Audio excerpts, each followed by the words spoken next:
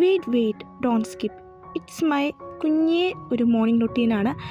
അപൂർവമായിട്ട് ഞാൻ രാവിലെ എഴുന്നേറ്റിരിക്കുന്നു ഗൈസ്, 7 മണിക്ക് മുൻപ്.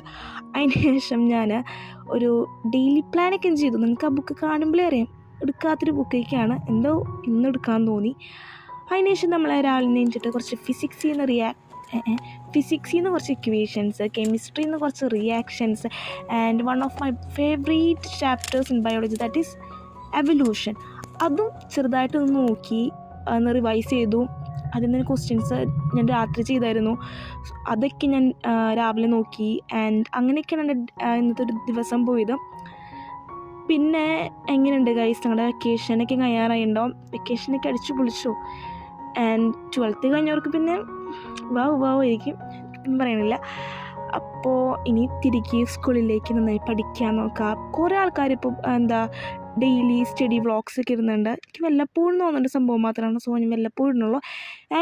ആൻഡ് ഈ സംഭവങ്ങളൊക്കെ ഇഷ്ടമായെങ്കിൽ നിങ്ങൾ സബ്സ്ക്രൈബ് ചെയ്യുക. ആൻഡ് നമുക്ക് അടുത്ത വീഡിയോയിൽ കാണാം.